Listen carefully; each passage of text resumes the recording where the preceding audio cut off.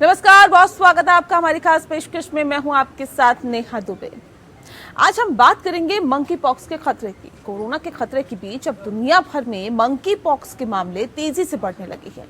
Europe में आपको बता दें कि जहां पर पहली बार रिकॉर्ड संख्या में मंकी पॉक्स के मामले दर्ज किए जा रहे हैं, अभी तक यूरोप में 100 से के करीब ही मंकी पॉक्स के मामले मिल चुके हैं। बताया भी जा रहा है कि इस ट्रेंड को गंभीरता से लेते हुए विश्व स्वास्थ्य संगठन यानी WHO ने एक इमरजेंसी बैठक बुलाई थी और इस बैठक में कई मुद्दों पर विस्तार से चर्चा भी हुई।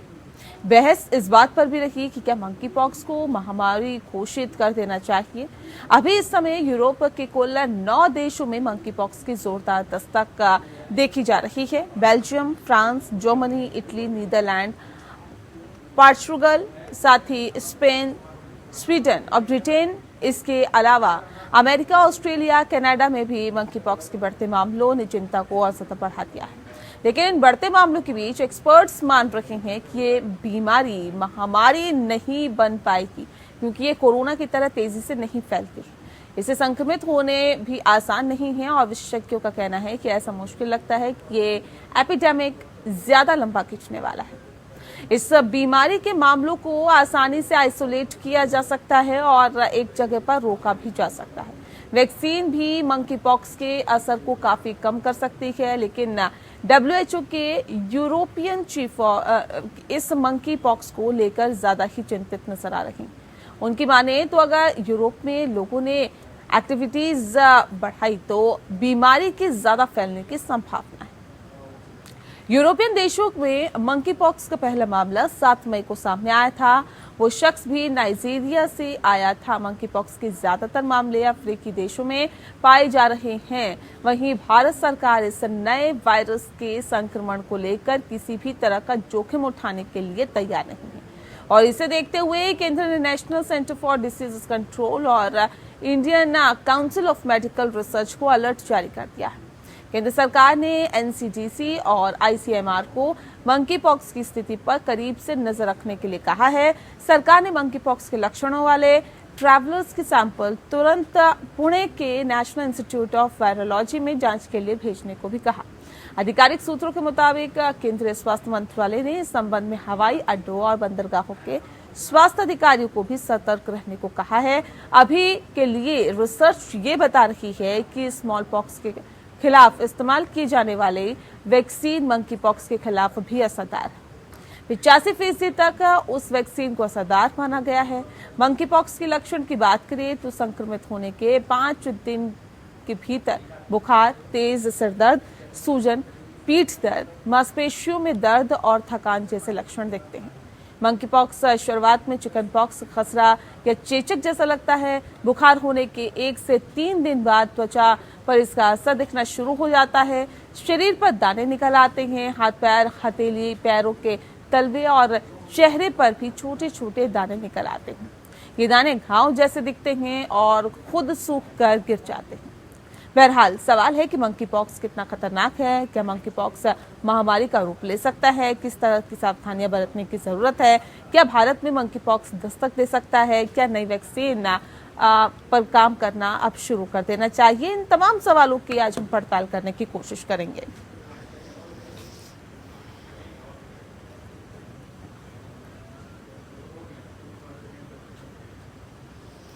और चलिए इस विषय पर विस्तार से चर्चा करने के लिए हमारे साथ खास मेहमान मौजूद हैं। उनसे आपका परिचय करा देते हैं। इस वक्त हमारे साथ डॉक्टर अनीता रमेश हैं, जो कि सीनियर डॉक्टर हैं अपोलो हॉस्पिटल की। बहुत स्वागत है डॉक्टर अनीता आपका। साथ ही हमारे साथ डॉक्टर राहुल शर्मा इस वक्त जुड़ गए हैं, जो कि सीनियर डॉक्टर है यथार्थ हॉस्पिटल के। बहुत स्वागत है डॉक्टर राहुल आपका भी। डॉक्टर अनीता, सबसे पहला सवाल मेरा आपसे है, क्योंकि चेचक सुना था, ये खसरा सुना था, उसके बाद अब ये मंकी पॉक्स क्या है? क्योंकि इसमें भी बताया जा रहा है कि सिम्टम्स तो वैसे हैं, देखने में तो यही लगता है फर्स्ट टाइम अगर देखा जाए कि देखिए खसरा निकल गया, चिकन पॉक्स है, लेकिन अब ये मंकी पॉक्स, इसे अलग नाम दिया गया है। क्या वजह इसके पीछे है? क्या लक्षण इसके होते हैं? कैसे बीमारी है? तफसील से बताएं। देखिए, जो मंकी पॉक्स है एक वायरल इन्फेक्शन है। ओके, वायरस से आते हैं हमारा शरीर के अंदर। ओके, पॉक्स जैसे जैसे हमारे पहले स्मॉल पॉक्स था, चिकन पॉक्स था, वैसे करके पॉक्स करते हैं। ये कहाँ से आते हैं कि मुंह से भी आ सकते हैं, नाक से भी अंदर आ सकते हैं। सो नेजल ओरल पाथवे से अंदर आते हैं। ये भी आते हैं हमारे चमड़ा में कोई गैप है, फटा चुका है, एम्ब्रेडेड स्किन, उससे आते हैं। ये भी सेक्सुअल कांटेक्ट से भी आते हैं। ये अभी सेक्सुअल कांटेक्ट डिजीज के इनसाइड में है। सेक्सुअल वर्कर्स को भी ये होते हैं। ये अंदर जाने के बाद जैसे पहले स्मॉल पॉक्स, चिकन पॉक्स करते हैं, स्किन के ऊपर लीशन, आप जैसे फोटो दिखा रहा है, पहले पानी भर का वेसिकल्स बोलते हैं, बबल्स बोलते हैं, ये निकलते हैं और थोड़ा धीरे धीरे बढ़ते हैं और उसके बाद ये वाला कम हो जाता है एंड उसके बाद निकल जाते हैं। एक्चुअली ये पॉक्स आता है 3 से 21 दिन बाद इन्फेक्शन होने के बाद। तो किसी तरीके के भी इन्फेक्शन हमारे शरीर के अंदर आ सकते हैं। तो उसी में बुखार होता है, सिर दर्द होता है, बदन दर्द होता है, उसके साथ साथ रैशेस निकलते हैं। तो रैशेस निकलने के बाद वो जाते हैं, बढ़ते हैं, उसके बाद धीरे धीरे कम होकर के एक कालापन, स्कैब होकर के निकल जाते हैं, जैसे स्मॉल पॉक्स होता था। तो इसको अभी नया एक वायरस 80 केसेस दिखाई गया है 13 देशों में ऑल ओवर द वर्ल्ड। अभी रिपोर्ट्स चल रहा है। इंडिया के बारे में I don't think so we have seen. Okay, और बट दूसरों देशों से जो खबर आ रहा है, particularly the sex health clinic में, वो लोग बहुत सतर्क हैं कि कोई आए, और पर्टिकुलरली जो सेक्स वर्कर्स और डॉक्टर्स एक्सपोज हुए हैं उनको, बिकॉज इट गोज बाय, ये भी कपड़ा से भी आता है, टच से भी आता है, और सो वो काफी स्प्रेड भी हो सकता है। But it is not like corona virus, उतना जल्दी ट्रांसमिशन का उतना डर वगैरह नहीं है, इतनी संक्रामक ये बीमारी नहीं है। ठीक है डॉक्टर नीता, बने रहिए हमारे साथ। डॉक्टर राहुल, अब सवाल ये है कि देखिए बाहर के देशों में इसके जो मामले हैं वो मिलते हुए नजर आ रहे हैं। यूरोप की अगर हम बात करें, तकरीबन 100 मामले वहां पर मिल चुके हैं, और भी कई देशों में ये मामले मिलते जा रहे हैं। लेकिन भारत में भी क्या इस तरह के मामले आ रहे हैं? क्या अभी तक देखा गया ऐसा?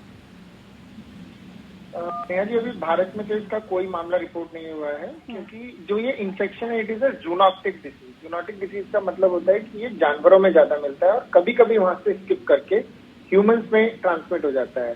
लेकिन क्योंकि ट्रांसमिशन रेट इसका इतना स्लो है, और टचवुड अभी तक इंडिया में इसका कोई भी केस रिपोर्ट नहीं किया है, क्योंकि इसके सिम्टम्स इतने ऑब्वियस हैं कि तीसरे दिन पे अगर किसी को बॉडी पे रैश आने लग रहे हैं, ब्लिस्टर आने लग रहे हैं, तो वो उनको फौरन रिपोर्ट करना है। जिस हिसाब से मीडिया के द्वारा भी लोगों में ये जानकारी दी जा रही है, तो अगर कहीं भी ऐसा केस होगा तो हमें बहुत जल्दी इसका पता लगने के चांसेस हैं। बट अब तक इंडिया में कोई भी केस इसका रिपोर्ट नहीं हुआ है। ठीक है डॉक्टर राहुल, अब इस सिम्टम्स की बात है डॉक्टर नीता ने की थी, लेकिन अब ऐसे में अगर हम ये कहें कि देखिए ये नाक से या फिर मुंह से वायरस चला जाता है, तो क्या ये सही होगा, या फिर और कौन कौन से तरीके हैं इसके फैलने के? किस तरह की एहतियात और सावधानियां इस वक्त बरतने की जरूरत है ताकि कोरोना वायरस की तरह कम से कम ये मंकी पॉक्स बहुत तेजी से ना फैले?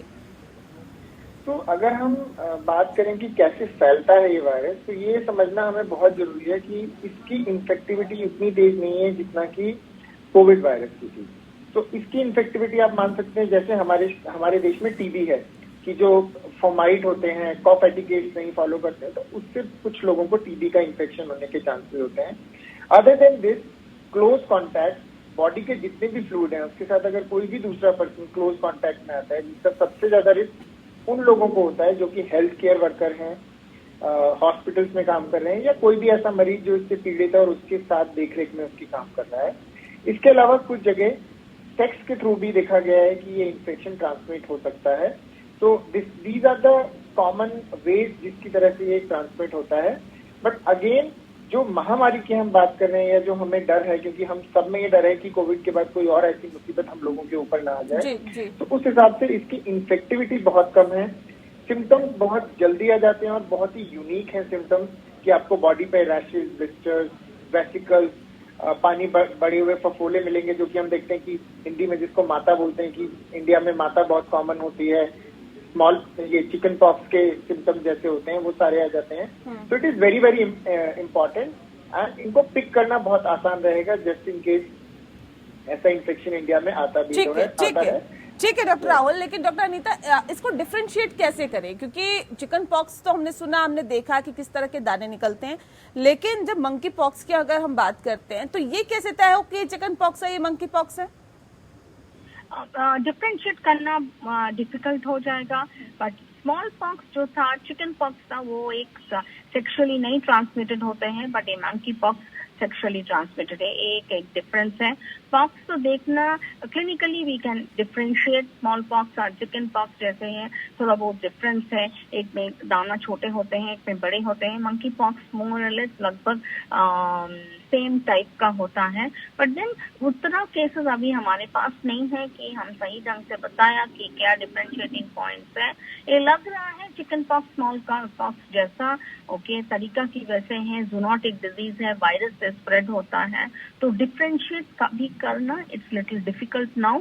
एंड आपको हमने भी पहले बताए हैं कि वो जो स्मॉल पॉक्स का जो वैक्सीन है, वही वैक्सीन इसी के ऊपर भी काम कर रहा है, तो वायरल इन्फेक्शन है। तो at this point of time differentiating point थोड़ा बहुत डिफिकल्ट है, बट लेटर ऑन हम लोग जो इनका डायग्नोसिस सही ढंग से कर पाएंगे और ज्यादा केसेस भी आ जाएगा देख करके we can finalise the signs and symptoms, but अभी तक लगभग देखने में एक ही तरीका का है। लेकिन ये कितना खतरनाक है, क्योंकि चिकन पॉक्स तो हमने देखा और हम सदियों से इसको झेलते हुए आ रहे हैं, वैक्सीन भी इसके लिए है और इसके लिए तमाम एहतियात बरतने की भी बात करते हैं। इसको हिंदू कहीं ना कहीं सनातन धर्म से भी जोड़ के देखा जाता है, जैसा कि अभी डॉक्टर राहुल भी जिस बात का जिक्र कर रहे थे।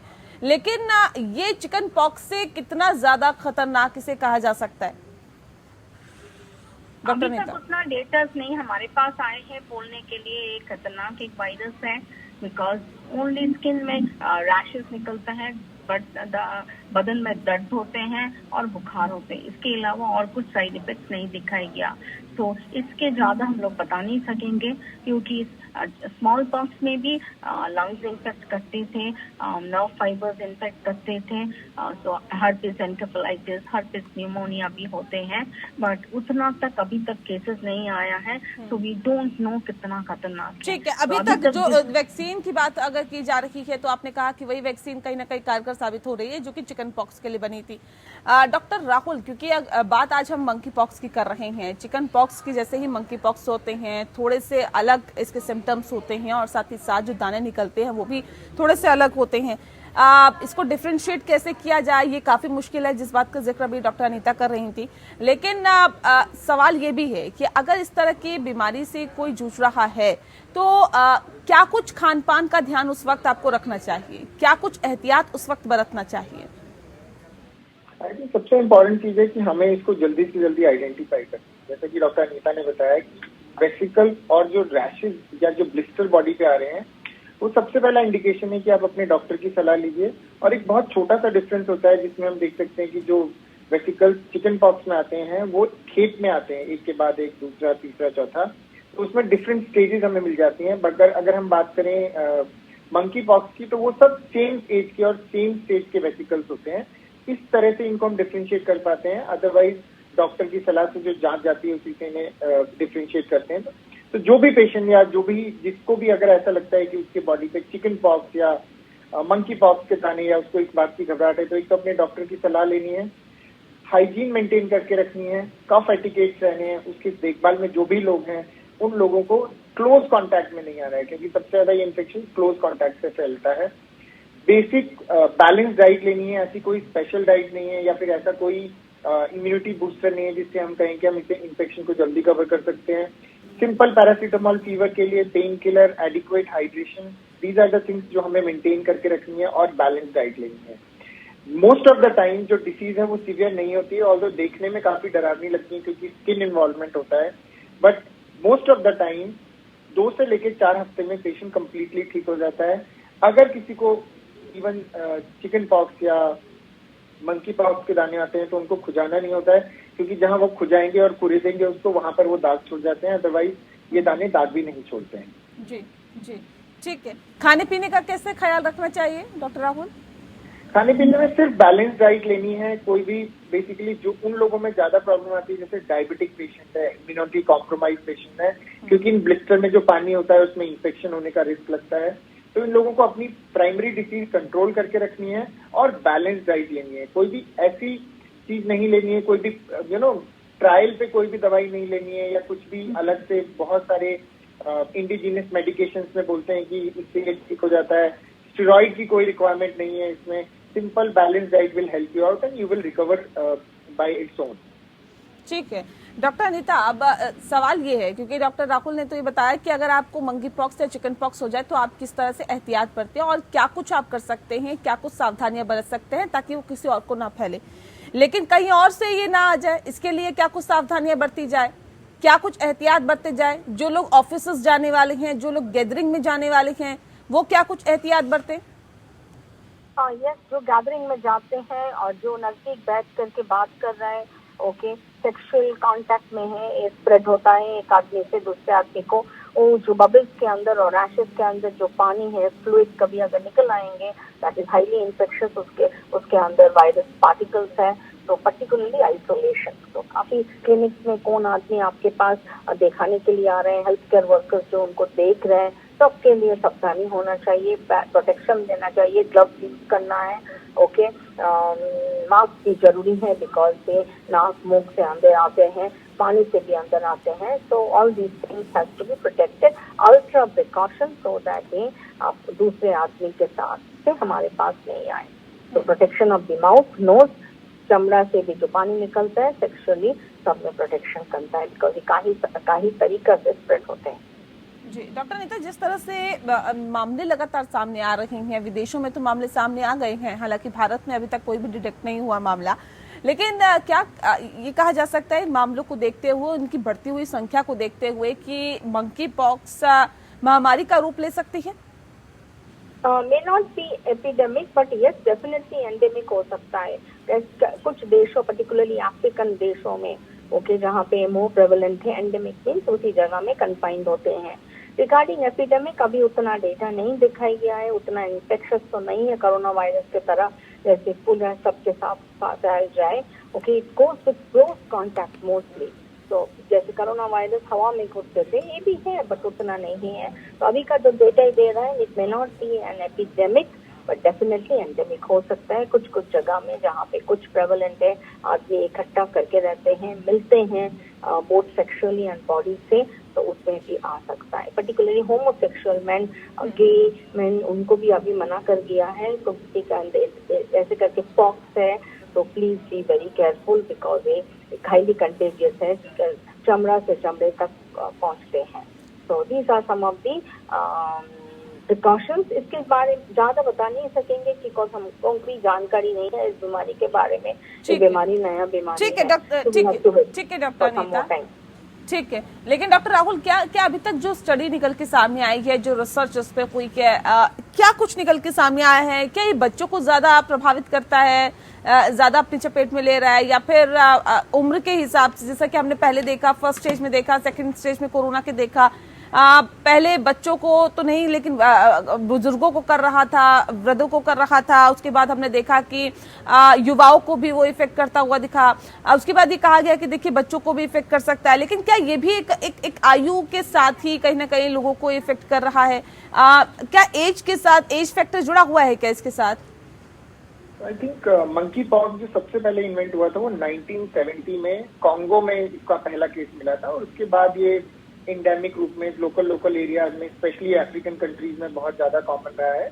लेकिन इसकी सिवियरिटी कभी भी उतनी नहीं देखी गई है। एज सच एज का कोई प्रिडिलेक्शन नहीं है। जो भी व्यक्ति, चाहे वो बड़ा हो चाहे बूढ़ा हो, अगर डिसीज के क्लोज कांटेक्ट में आता है उसको ये इन्फेक्शन हो सकता है।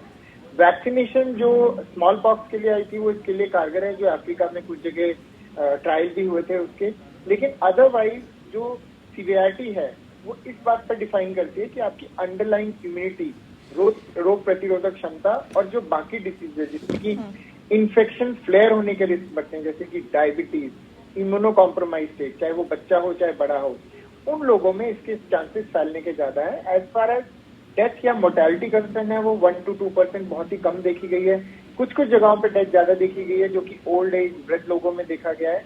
लेकिन अभी भी सिवियरिटी उतनी ज्यादा नहीं है, इन्फेक्टिविटी उतनी ज्यादा नहीं है, लोकल एरिया में डिसीज कन्फाइंड है। जो कंसर्न इस वक्त दुनिया में आया है कि क्यों ऐसा हुआ है कि मंकी पॉक्स अचानक ही इतना न्यूज में आ गया है या कंसर्न आ गया है, क्योंकि 1970 से अभी तक जनरली केसेस क्लोज कांटेक्ट में रहते थे कि एक को हुआ और उसी एरिया में वो फैल गया।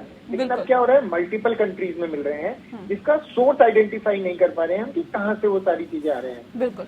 ऑल्दो यूके में जो भी केसेज आए हैं या यूएसए में जो भी केसेज आए हैं, वो सबको कहीं ना कहीं साउथ अफ्रीका से जोड़ा गया है।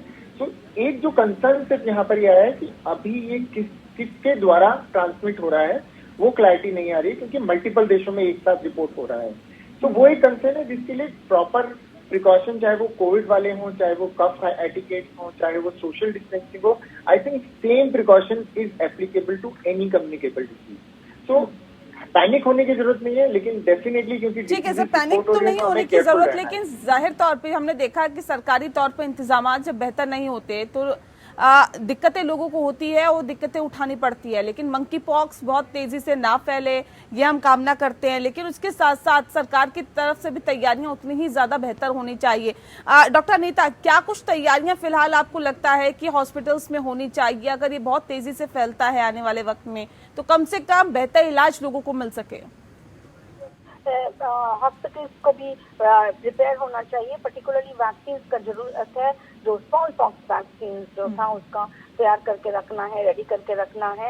एडमिशन का शायद जरूरी नहीं होगा, क्योंकि स्किन इन्फेक्शन घर पे भी हम इलाज कर सकते हैं, पर सोशल वर्कर्स को, प्राइमरी हेल्थ केयर वर्कर को प्रिपेयर करना है, कैसे आइडेंटिफाई करना है, स्क्रीन करना है, सर्वेलेंस करना है, और उसके बाद डिस्टेंस मेंटेन करना है, गाइडेंस देना है।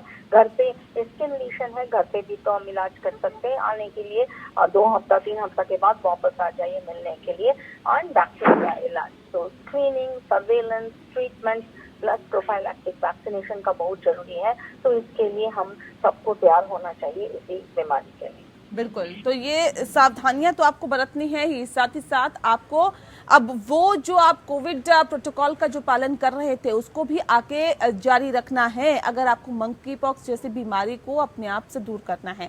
तो जाहिर तौर पर गैदरिंग में जाने से बचे, कोरोना प्रोटोकॉल का पालन करें, क्योंकि मंकी पॉक्स भी या तो नाक से या मुंह के जरिए ही अंदर जाता है, या फिर स्किन से स्किन अगर टच होती है तब भी ये मंकी पॉक्स फैल सकता है। लिहाजा आपको सतर्कता बरतने की बहुत ज्यादा जरूरत है। बहुत शुक्रिया आपका डॉक्टर राहुल, हमारे साथ सीधे जुड़ने के लिए। डॉक्टर अनीता, आपका भी बहुत शुक्रिया हमारे साथ इस खास कार्यक्रम में जुड़ने के लिए।